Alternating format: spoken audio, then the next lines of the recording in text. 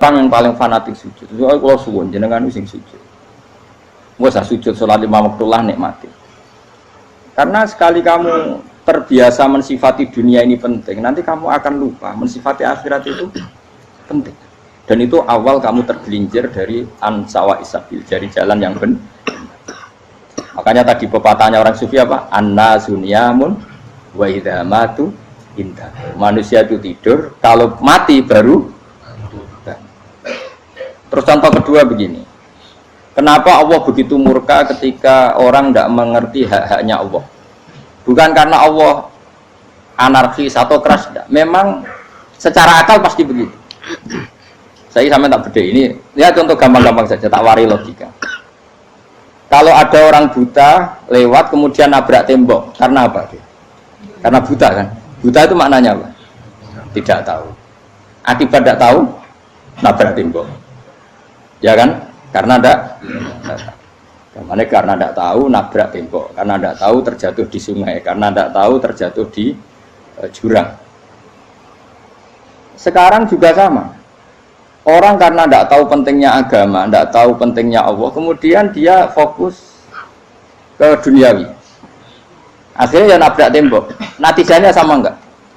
Saya ulang lagi ya. Orang buta karena tidak tahu nabrak tembok. Orang fokus untuk perempuan cantik atau melihat apa, kemudian dia tidak tahu depannya juga nabrak. Untuk menjadi nabrak itu syaratnya tidak tahu apa tahu? Bisa dua-duanya. Tidak tahu ya sebabnya nabrak, fokus ke yang lain ya bisa. Maka tidak tahu ya sebab nabrak, fokus ke yang lain juga sebab. Nah mata kita, hati kita ini sudah dipenuhi hal-hal yang tidak penting, sehingga kita lupa dari hal yang penting. Kayak tadi kita mau minum kopi saja, fokus sampai meninggalkan anak main sampai jatuh. Berarti minum kopi sebenarnya tidak satu kebodohan, tapi ketika membiarkan anak kecil jatuh itu adalah kebodohan. Sebetulnya makan menikmati dunia itu tidak kebodohan, tapi ketika Anda melupakan Allah itu menjadi satu apa? Kebodohan. Ini disebut kamu jangan terlena oleh kehidupan apa? Dunia. Nah kenapa terlena? Itu kakean delok. Mulane Nabi itu ora tau delok dunia. Nabi, saya ini tak latih gitu di wali, tapi mukadimah. Kulo itu belum pernah delok. Saya pernah punya kakak wakil bupati, punya teman gubernur banyak tuh.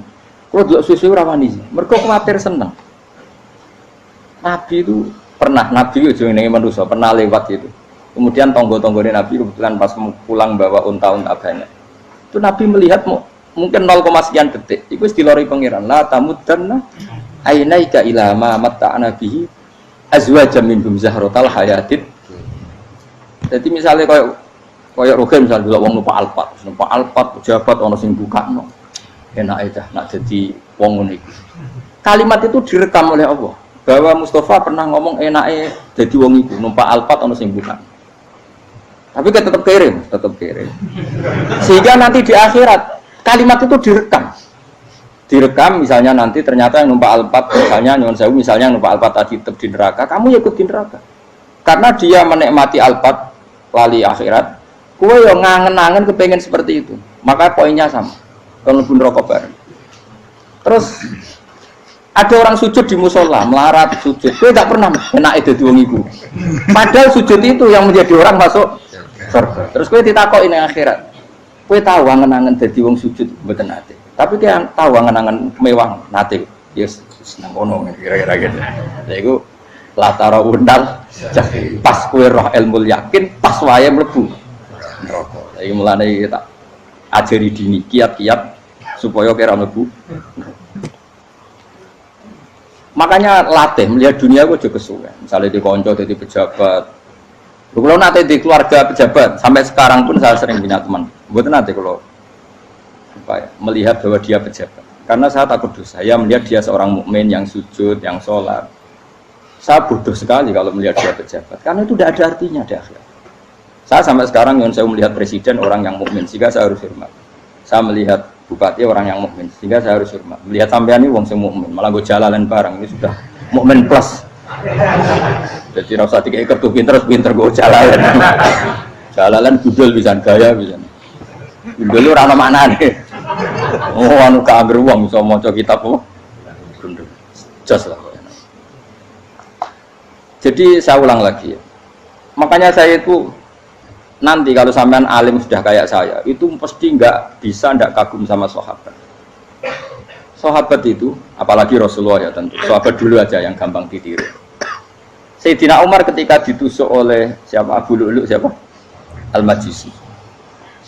Abu Lu'lu' itu seorang Majusi. Dan Umar itu orang pendendam. Dia orang pendendam. Tapi tentu karena dia orang baik, ya pendendamnya hal-hal yang baik. Coba kalau kamu ditusuk orang itu dendam nggak? Kira-kira sebagai manusia kan dendam. Itu tanyanya begini sama yang ya taruh sekarang orang dekatnya. Yang bunuh saya tadi siapa? Oh itu Abu Lu'lu' Al-Majusi, Hulamul Muhirah. Dia budaknya Muhirah. Majusi, iya ya Umar. Dia sudah mau mati. Itu ngendikan gini, sama siapa otaknya? Alhamdulillahilladzi lam yaj'al maniyati biyadi rajulin sajadalaka sajdah yuhajuni biha yaumal qiyamah. Ya Allah, terima kasih sekali ya Allah. Engkau mentakdirkan saya dibunuh oleh orang yang enggak pernah sujud.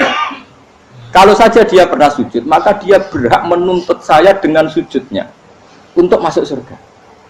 Artinya gini, kalau dia ditusuk orang yang pernah sujud, misalnya Sayyidina Umar kok ditusuk oleh Ruhin, kemudian Umar masuk Ruhin masuk neraka, aku tetap pedih Gusti. Isowai sujudnya dia menjadikan enggak berhak masuk neraka.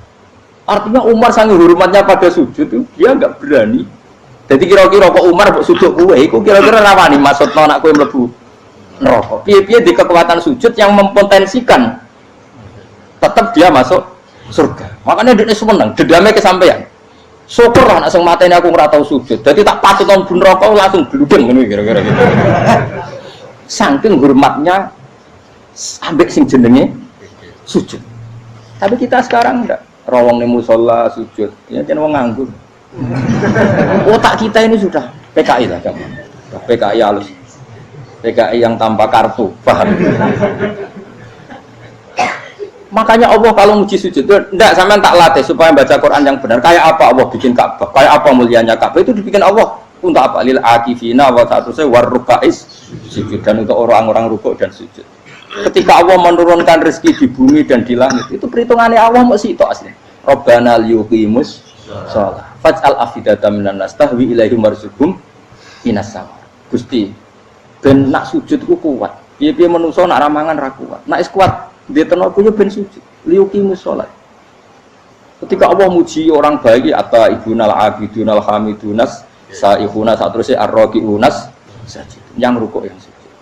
Karena tadi ketika nanti Anda di akhirat, kenangan terbaik Anda di dunia itu hanya sujud. Liane itu coba misalnya kena akhirat terus video disetel sih. Pas kongkoi-kongkoi ini perapatan. Bariku nglamunem disetel. Jadi pegawai negeri. Ngayal gajinya sakmene, engko sakmene gue wayo. Wan terus rekam kabeh. Oh ora sini-sini wong. Terus tokoh idola sing duwe wae sing tumpakane Alphard di sekretaris saya. Iku mbok nang utekem iku berpuluh-puluh tahun. Dan itu jumlahnya poinnya misalnya 100.000. Bareng idol anu Kanjeng Nabi mau 10%, cuma gayanya mau sholawat. Tapi sebetulnya agak tahu bayang no ahli ini miskinan, Mbak Amit nih miskinan. Gayanya mau sholawat tapi uteknya orang tahu kepengen melarat koyok. Itu direkam. Makanya dari Habib-Habib sing alim-alim niku almar'u ma'aman ahabba hada targhib wa tarhib. Kita ini kan sering dimotivasi mubalik. Mubalik itu kan saya naik dhewe nang. Harus pokoknya seneng Nabi swarga. Dari Habib-Habib sing alim nak ngritik, masalahnya dawuh mu almar'u ma'aman ahabba. Wong dibarno wong sing disenengi. Apa kamu bisa menjamin seneng Nabi saudure seneng wong-wong itu? Jangan-jangan kita lebih berkeinginan seperti orang tertentu yang kaya raya, yang terkenal, yang hebat. Meskipun kowe oleh sana muni seneng Kanjeng Nabi.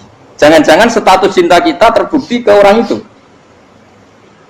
Iya toh, misalnya gambarnya pasang neng kamar, wah, partai, uang, kuasa. Terus, kue nyumbang masjid nyuwun sewu mau 50.000, tapi bareng nyumbang untuk kemenangan orang itu 10 juta. Nyebut uang itu satu hari 100 kali, nyebut Nabi pendak sholat. Warung dihitung, dipoling mbak malaikat, disurvei buat dipoling orang-orang pokoknya. Dengan cara begini, status senangnya orang ini ke siapa? Ya, ono pengajian sholawatan nyumbang 50.000, nanggo pemenangan 1 juta. Diundang hayya ala sholah melaku ngenteni komat Tapi nak diundang acara kampanye teko ngarep sedurunge 2 jam. Dari sekian di polling, terus kadar cintamu ke siapa coba? Dari sekian indikator misal cara polling. Jangan-jangan diputuskan lebih seneng ke itu. Ya sudah almarhum aman. Apa? Makanya kata orang-orang alim almarhum apa? Orang itu terserah disenangi. Masalahnya kita tidak ada jaminan lebih seneng Nabi. Ya orang ada jaminan ya saya aman misalnya. Itu nggak hitung dewi-dewi. Rasa menang terus kok begitu. So wis kadung terus, wis kadung. Makanya Sufyan Ats-Tsauri itu jadi wali ku bangsa mergo ibadah akeh mboten. Sufyan Ats-Tsauri gurunya Imam Syafi'i. Jadi wali itu sederhana. Sama tak ceritanya orang-orang jadi wali dengan cara yang sederhana. Tapi kan niru copy paste ya, artinya orang apa ya, KW lah. Kalau niru gak apa-apa, tapi KW kebaikan. Sufyan Ats-Tsauri itu ditanya, kenapa kamu sedekat itu sama Allah dan Anda keramat? Jadi resepnya begini Pak. Saya itu belum pernah ke masjid nunggu adzan. Paling gak setengah jam, 1 jam sebelum adzan itu saya sudah ada ke masjid. Ditanya, kenapa begitu? Kita kok kawula sing elek, moro ngenteni diceluk. Wis ngerti nak wayahe yak ngono kok Allah nyeluk. Misalnya saya punya candalem atau saya punya karyawan, tiap jam 8 itu buka toko. Nah, bayangno itu juga. Saya punya karyawan tiap jam 8 tugasnya buka. Selalu buka tokonya ngenteni tak panggil. Rohen, toko buka, siap. Tapi besok yang mana lagi? Jam 8 buka, siap. Tiap hari gitu, kira-kira ngedarani karena aku goblok apa sopan? Kira-kira gak jawab deh. Goblok kritik jauh semua. Nah, Sufyan Ats-Tsauri tidak mau gitu. Wong wis ngerti nek Allah yang mono wayahe manggil. Dadi yang kerja mali wis ning kono. Dadi nek Allah hayya ala sholam pun Gusti. Hayya ala sholam pun teng mriki. Itu sudah dadi wali. Oh, itu saya buat tiru tapi kawin. Enggak masalah, tapi ini kan resep, no? Lho mangkel gak kira-kira. Ono karyawan tiap jam 8 pun buka toko. Selalu marane ngenteni di panggil. Jadi wali dulu tuh punya cara muamalah sama Allah tuh luar biasa. Ya ora usah mbok tiru terus kemen dadi wali wis ra iso kadung salah. Biasa wae. Aku lah nganti saiki ya biasa wae. Aku mau masjid ngenteni mekumat ya biasa wae. Tapi aku kan iso dadi wali lewat jalur liya lah aku ya. Jalurku kan akeh.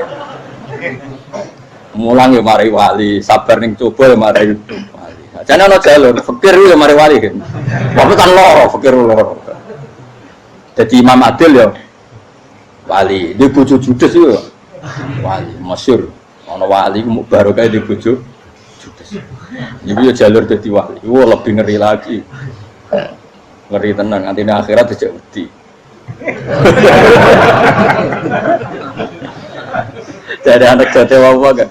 Para suami takut istri silakan baris sing wis baris sing wedok. Pak rene lho tetep mororo. Wong ngerti bojo kegawangan ini akhirat bahaya, you know. Yes. Bahaya ngerti bojo nganti kegawan apa? Teng akhir. Masyhur jadi cerita-cerita wali wis. Ya saya ulang lagi ya. Latih, meskipun dari kecil latih. Makanya kamu tahu kenapa Quran itu kalau ngendikan sujud kayak gitu spesial. Balillah fa'bud wa kum minas syakirin. Jadi meskipun kita di dunia umumnya orang saya makan, saya minum. Saya juga punya istri, punya keluarga, punya apa. Tapi saya belum pernah melihat anak saya itu sebagai anak saya.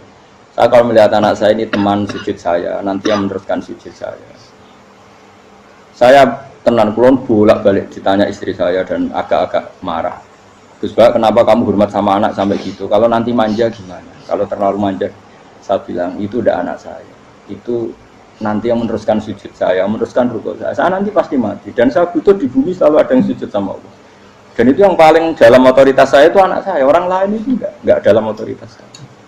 Jika kita melihat anak itu ini penerus sujud saya, penerus rukuk saya. Kita enggak sudah duniawi sekali. Rumah tanah anak tua ben di rumah. Kapitalistik. PKI lah pikirannya yang ngono, Cina yang ngono. Wong fasek-fasek ning dalan yang ngono, kowe nggawa jalalan ngalor itu percaya ngono. Jadi dulu itu kalau para nabi donga fahab li milladun kawaliya yarisuni wa yarithu min ali Yakub, seorang turunan yang meneruskan tradisi sujud, tradisi. Sehingga ulama-ulama dulu kalau dongakno anake ya min ahli sujud, wa min ahli Quran, wa min ahli sunnah napa? Baca.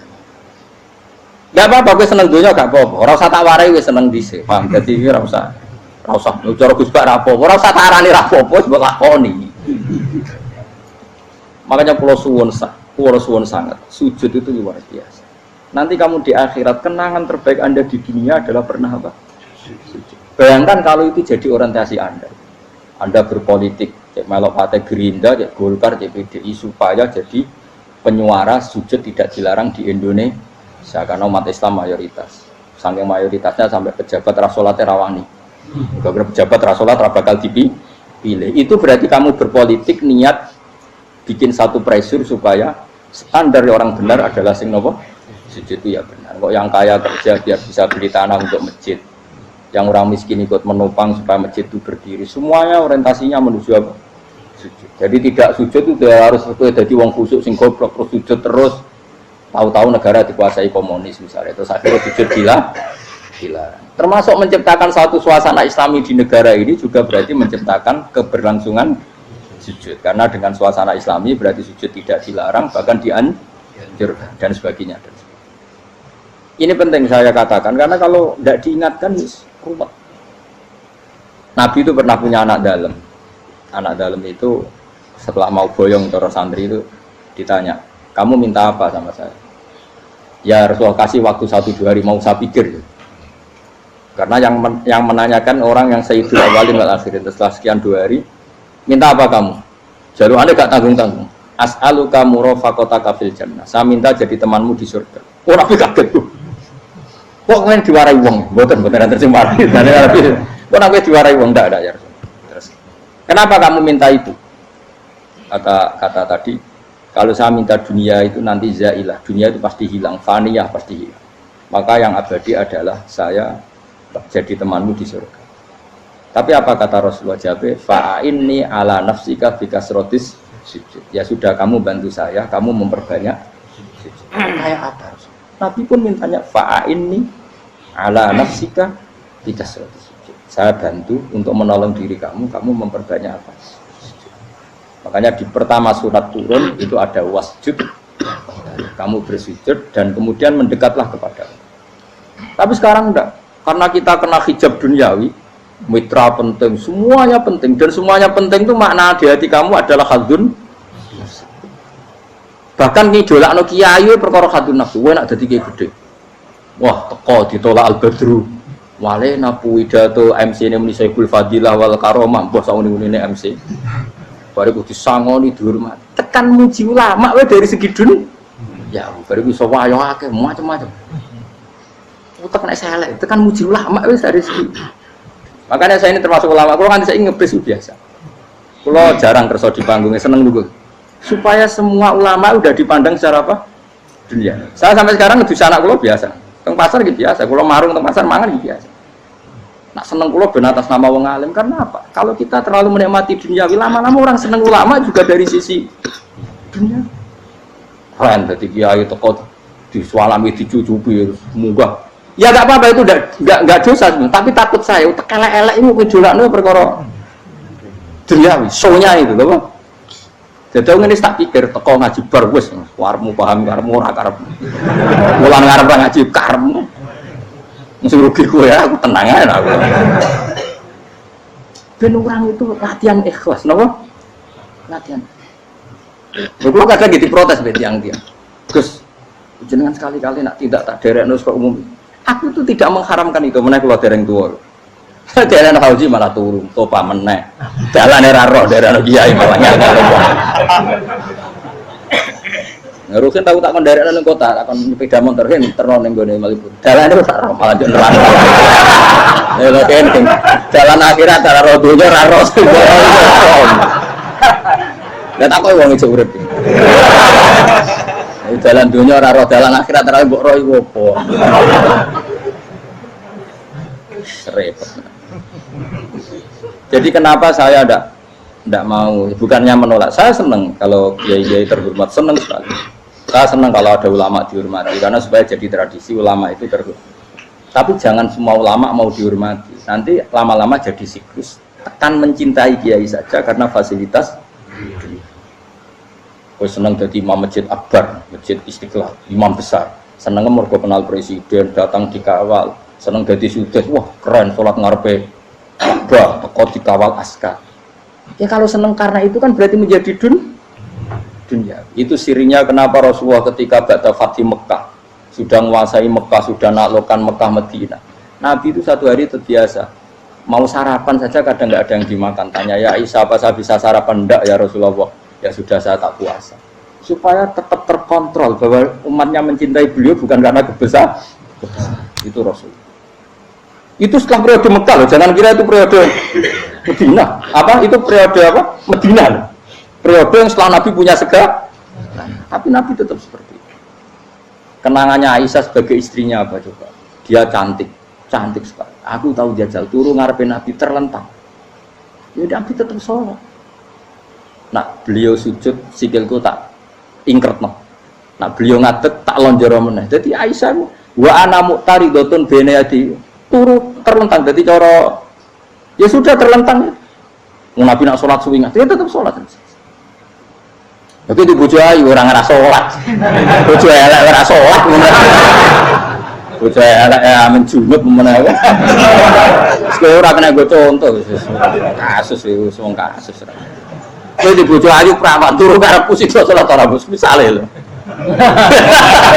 Pemene wong jegoten wae tambah. Mustafa kalau orang nyek jegoten liyane ora tak situ. Mergo nang nyek wong akeh dosa, nang nyek wong sitok ora. Misale dosa tak hitung mau ke sore. Aku nyek dosa sitok, mulang ganjarane 10, cek susuk piro? Cek sarples ngerong dagang cek. Cek badi. Iku ana adene ra ikhlas. Ora ra ikhlas aku yo ra ikhlas ilmuku, malah lara. Malah neraka ping teluwas sebenarnya. Makanya ini dipikir ya, saya ulang lagi, harus dipikir secara matang-matang bahwa kita tidak boleh terlena oleh kehidupan dunia. Menjadi bodoh kan Anda minum teh, kemudian anak Anda jatuh di pinggir Anda. Paham? Nah, sekarang menyangkut mukjizat. Ini masih tentang ayat ini, nanti sampean tahu logikanya. Tak beda, tidak jawab satu-satu aja. Karena iman sarannya harus tahu. Fa'lam itu tahu. Fa'lam annahu la ilaha. Ketika sekarang telur, saya memberitahu misalnya, telur ini udah dipitik, cara kowe mungkin tor. Ayo jawab satu-satu. Mungkin kan? Tapi pertanyaannya, saat telur menjadi pitik kemudian mungkin, dan ayam ini bisa terbang, bisa selingkuh, bisa punya anak turun, itu menjadi mungkin itu kan kamu pun tidak ikut menciptakan. Ikut nggak kamu menciptakan telur menjadi ayam? Tidak kan? Kan di luar kudrah kamu, di luar kemampuan kamu. Tapi kamu bilang itu mungkin. Ada onta yang buting, yang sudah hamil sudah. Kamu bilang nanti onta ini mau punya anak dan anaknya nanti bisa jalan seperti induknya. Kamu katakan apa? Mungkin. Tapi saat Anda katakan mungkin, Anda ikut menciptakan enggak?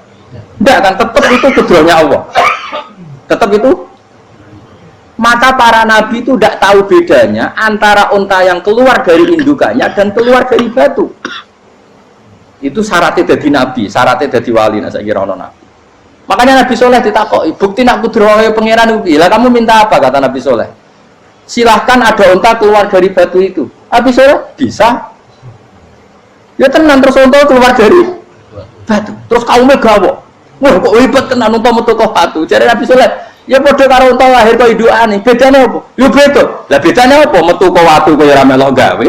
Metu kok indukane ya ora melok gawe. Bedane apa? Tapi tak temu kena hijab, cuma niku ana bedane. Cara nabi-nabi ora roh bedane. Lah kula termasuk warasatul anbiya ya ora roh bedane cara. Waras utek kula niku waras.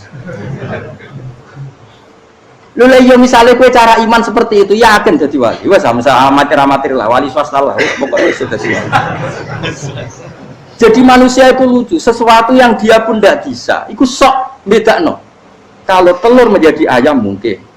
Sapi keluar dari indukan mungkin, biji padi menjadi padi besar mungkin, tapi nak watu kok jadi biji padi mukhal.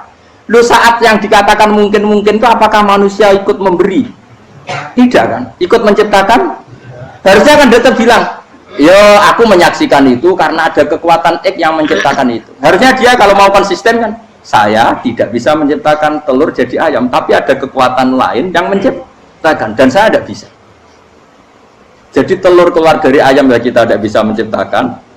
Sapi keluar dari indukan ya kita tidak bisa menciptakan, termasuk untanya Nabi Soleh yang keluar dari batu besar kita. Makanya semua Nabi itu tidak tahu bedanya, itu bedanya Nabi sama enggak Nabi. Makanya Nabi itu tenang ya, masyhur. Ketika perang Khandaq, Nabi itu kelaparan. Kemudian Jabir datang, ya Rasulullah, istri saya menyiapkan makanan untuk orang 6, karena kambingnya hanya kecil. Maka hanya orang 6 saja engkau boleh datang ke situ. Tapi Rasulullah dengan santainya, ya ahlal Khandaq. Padahal yang ngeduk Khandaq itu sekitar 3.000, ya ahlal Khandaq. Halumu ilayya, ayo ke Jabir, karena Jabir sona atau amat, bikin makanan untuk kalian. Itu 3.000 orang. Wah, Jabir dimaki-maki sama, sudah bilang untuk orang 6 Nabi, ya apa-apaan orang banyak, itu mesti tidak cukup, kita mana. Nabi santai, bilang ke istri kamu, Jabir jangan buka makanan itu kecuali saya. Ya, makanya Nabi matur untuk pengiran, Gusti ini cukupkan untuk orang banyak, sama Allah di ACC ya terus cukup. Karena bagi Nabi, Nabi tahu betul. Sekarang ketika beras menjadi beras, apa dalam kudrah kamu, dalam kemampuan kamu, enggak kan? Ketika sistem tubuh kita makan kemudian jadi kenyang, apa dalam kemampuan kamu? Kue muni mangan maknane sego bolebokno mulut, terus kue darani punya kemampuan makan. Apa setelah itu kamu mengendalikan sistem saraf kita, sistem urat kita? Enggak kan? Jadi Nabi itu ora bedane, justru itu jadi Nabi. Karena dia enggak pernah terjebak, Nabi enggak pernah terjebak oleh yang dili. Makanya cara pangeran wa ma min dabatin fil ardi wala ta'iri yatiru bijanahihi illa umamun amsalukum. Ketika orang kafir minta bukti kudrohe Allah iku apa? Kayaknya Nabi itu didono manuk. Lah manuk terbang bukti kudrohe Allah. Ya biasa mat manuk terbang, wis suwe nak manuk terbang. Bukti kudrohe ning ndi? Iku tekek wis emper. Lha bukti kudrohe apa ora iso gawe kan? Tapi maksudnya wong kafir bukti kudrohe pangeran ku gawe unta kok watu. Lah bedane apa mau khale unta kok watu ambek kok indukane? Bedane apa jajan? Wong ibuke unta ya ngrasa gawe. Apa ibuke unta bisa menciptakan anakan unta? Kan tidak bisa juga. Manusia juga ada. Jadi itu wis cukup jadi kudrohe. Tapi manusia angger barang sering terjadi darani mungkin. Maknane mungkin dekne sing menentukan mungkin atau tidak. Padahal zaman mungkin pun dia tidak ikut menciptakan. Ini eling-eling. Makanya itu kenapa Allah akhirnya bikin mukjizat supaya orang itu ingat kedahsyatan kudrohe Allah. Sebetulnya mukjizat itu tidak penting. Maksudnya tidak penting tadi untuk iman sebetulnya tidak perlu mukjizat. Makanya ketika Rasulullah SAW ingin nuruti mukjizat yang diminta orang kafir, Allah malah ngelingno inna fi khalqis samawati wal ardi wakhtilafil laili wan nar. Sajane ana langit, bumi, ada lautan, ada apa sudah bukti kudrohe. Nah sekarang mukjizat kok ngenteni unta keluar dari apa tadi? Batu, ngenteni Nabi Soleh. Lautan merah di sebelah tongkatnya Nabi Musa terus terbelah. Itu dari mukjizat. Kalau itu maknanya mukjizat karena manusia tidak mampu, apa manusia mampu bikin lautan? Kan tidak mampu juga. Kenapa itu tidak dikatakan mukjizat? Lagi-lagi karena wis kena mataul huruf. Paham jelas ya? Makanya kata Allah, saiki wong ora percaya hari kebangkitan. Alasannya masa manusia jadi tanah menjadi manusia? Memangnya manusia yang sekarang hidup itu dari apa coba? Sehingga nado melok pilek, pilpres, melok dukung mendukung itu memangnya dari apa coba? Dari tanah kan? Mestinya hari kebangkitan sejati ya sekarang ini orang-orang dari tanah sekarang berkeliaran ini harus go jalalan ngalor ngidul maknani. Itu yo kok lemah. Kemudian setelah jadi tanah mati, orang engkar, wah ini nggak mungkin jadi manusia lagi. Padahal zaman sekarang jadi manusia itu karena kudrohnya manusia apa karena Allah? Karena Allah. Dan manusia sekarang dari tanah apa enggak? Dari tanah. Harusnya ya berpikir seperti itu. Kalau kudrohnya Allah bisa menjadikan manusia sebanyak ini dari tanah, tentu Allah tetap mampu nanti setelah jadi tanah menjadi manusia. Itu malahnya kula nu wedi urip nggih wedi tenan. Karena tadi dari hidup menjadi tidak tahu. Annasun wa idza matu tidak tahu. Kita semua punya tidur setelah mati baru karena baru tersadar. Makanya analogi itu penting, kias itu penting. Ya saya beri contoh berkali-kali saya menyontohkan. Sampean tak warai hujah ulama. Nanti pasti sampean taslim itu pasti nyerah. Kalau kamu disebut jeleknya oleh orang lain, kamu mangkel nggak? Mangkel kan? Itu Imam Ghazali gini, kamu tak kasih resep supaya kalau ada orang mengingatkan kejelekan kamu itu tidak mangkel. Apa itu resepnya? Misalnya gini, di baju saya ini, inna fi thawbika akroban wa hayatan. Di baju kamu itu ada kalajengking yang berbisa. atau ada ular yang berbisa, ada orang ingatkan itu, kamu terima kasih apa enggak? Terima kasih, karena ada sesuatu yang bahaya di diri kamu, diingatkan, dan karena diingatkan itu Anda terus bisa menghilangkan sesuatu yang bahaya tadi. Sekarang kamu punya sifat hasud, sifat dengki, sifat riya, sifat-sifat yang buruk, itu sesuatu yang mencelakakan kamu di akhirat. Kemudian ada orang mengingatkan itu, harusnya kan kamu matur nuwun karena sifat yang buruk kamu diingatkan, kemudian kamu berusaha Wong diingatkan ada kala jengking yang hanya madorot di badan kamu saja kamu terima kasih, ini diingatkan ada hasud dengki yang madorotnya dunia akhir, kamu tidak terima kasih.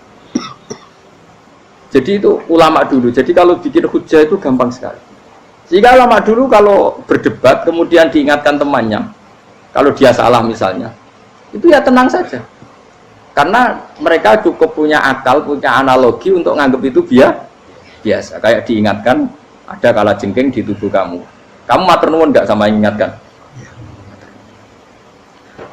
Tadi saya ngaji sore, ngaji di sini cerita Kila itu Imam Ahmad, itu mudah mereka iman sama Allah dan Rasul. Maka yu'minu billahi wal yaumil akhir falyukrim apa jaru. Kalau kamu iman sama Allah dan Rasul maka muliakan tetangga.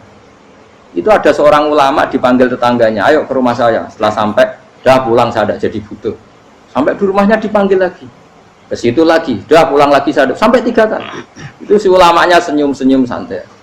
Ketika pemuda tadi insaf dan minta maaf, kenapa Pak Ulama kamu kok tenang saja? Jawabannya enggak. Kata Rasulullah, saya disuruh hormat tetangga. Saya senang sekali bisa melakukan perintah Rasulullah. Jadi saya nurut kamu itu tidak ada urusannya dengan kamu, karena perintahnya Rasulullah. Nangis pemuda tadi. Kalau kita kan enggak, gengsi dong, giambar. Ini kan kita gayanya muni sunnah Rasul, tapi utek uji hadun. Nah kalau kamu sudah gitu, daftar jadi wali, mbok KPU-ne oleh nyetujui mbok kapan roh nanti. Daftar. Saya ulang lagi, jadi kamu harus terbiasa dengan kias yang diajarkan Quran ya. Jadi ketika bibijian jadi pohon besar, itu pun kamu katakan mungkin. Padahal ketika kamu katakan mungkin, kamu pun tidak ikut menumbuhkan bibijian jadi pohon asam yang besar. Itu menunjukkan kudrohnya Allah. Artinya sebetulnya kamu hidup semuanya itu hanya menyaksikan kudrohnya Allah tanpa kamu memberi kontribusi. Kenapa kamu yang menentukan mohal dan tidak mau? Harusnya mau taslim, menyerahkan diri, nak kabeh mau nyakseni kekuasaane Allah. Itu sing dimaksud Quran apa ya tanazzalul amru bainahunna lita'lamu annallaha ala kulli syai'in qadir wa annallaha qad ahata bi kulli syai'in ilma. Alam raya dibikin variasi kayak gini mau tujuannya Allah supaya kalian menyaksikan kemampuannya. Boleh jelas ya. Makanya ketika ada pangeran, ketika bumi yang sudah mati tak hidupkan dengan hujan, begitulah kadzalikan nusyur. Ya kira-kira seperti itu proses sesuatu yang mati menjadi hidup